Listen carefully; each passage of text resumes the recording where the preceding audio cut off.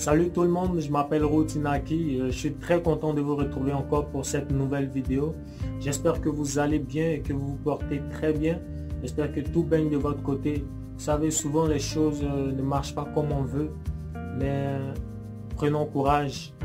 Soyons d'abord reconnaissants pour ce que nous avons déjà, puis continuons d'espérer en ce que nous voulons voir s'accomplir dans nos vies. Continuons d'aspirer et c'est important.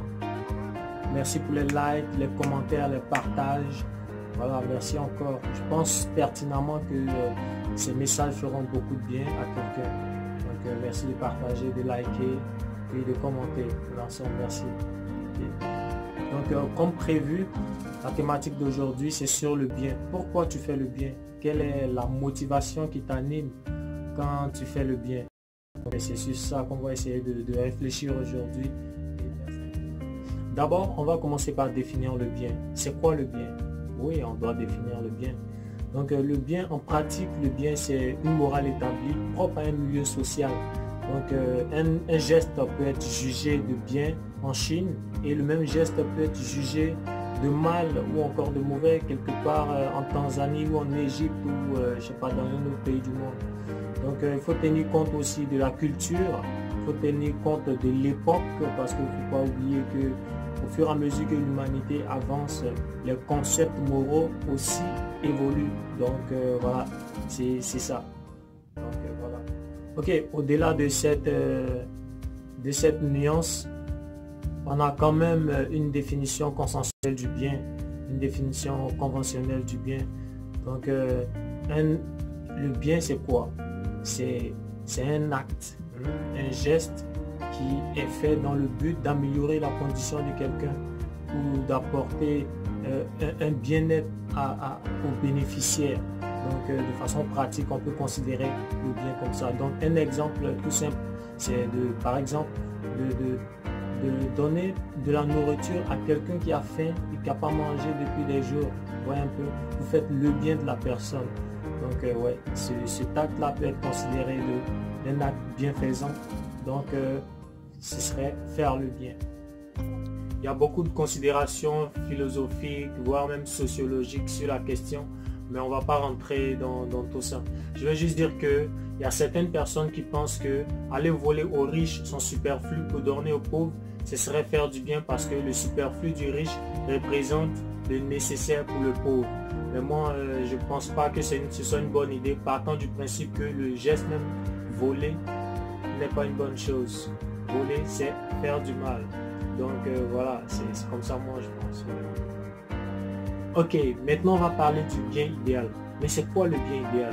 Le bien idéal, c'est une action qui produit la satisfaction chez le bénéficiaire, mais une satisfaction qui dure dans le temps. Vous voyez un peu. Il y a un proverbe chinois qui dit, ouais, je sais pas si c'est chinois ou c'est japonais, mais en tout cas un proverbe, ouais, je pense que c'est chinois. Un proverbe chinois qui dit que vaut mieux apprendre à pêcher à quelqu'un que de lui donner du poisson.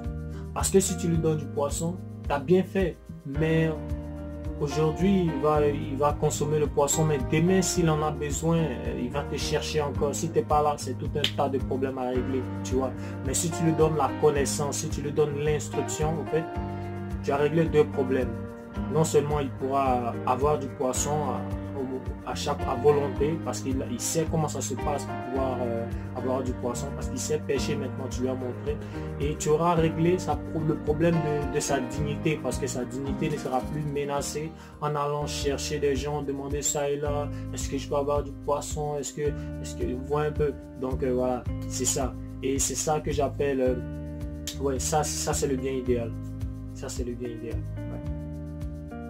Maintenant, si tu es un peacemaker, si tu es un love maker, si tu es un justice maker, si tu es un cœur dans le fond, tu vois un peu ce que je veux dire, tu peux faire quelque chose, c'est-à-dire, tu donnes non seulement le poisson à la personne, mais tu lui apprends à pêcher. Si tu vois, tu lui donnes le poisson dont il a besoin de façon immédiate et tu lui apprends à pêcher pour demain. Ouais, tu vois, ça t'es un peacemaker, ça t'es un love maker, ça t'es un justice maker. Yeah. J'avoue que cette première partie était vraiment théorique, mais il fallait que je prenne le temps d'expliquer c'est quoi le bien et tout, voilà, tout ce qui s'ensuit. Puis pour que la deuxième partie qui est la manipulation qui se cache derrière le bien soit bien comprise. Donc c'est ça. La deuxième partie, tu vois, la manipulation qui se cache derrière le bien. Tu vois, quelqu'un peut te donner une fleur qui représente le bien et tu la mets sur ton cœur, tu vois. Et dès que tu te retournes comme ça, la fleur si douce, si belle, se transforme en couteau tranchant et te transperce le cœur. Tu vois. Voilà. Et c'est de ça qu'on va parler. Qu'est-ce qui se cache derrière le bien? C'est ça. Donc n'oublions pas, tous pour chacun, Dieu pour tous. Partagez la vidéo, likez, commentez, partagez s'il vous plaît, partagez la vidéo. On est ensemble. Love, justice and peace. Yeah, road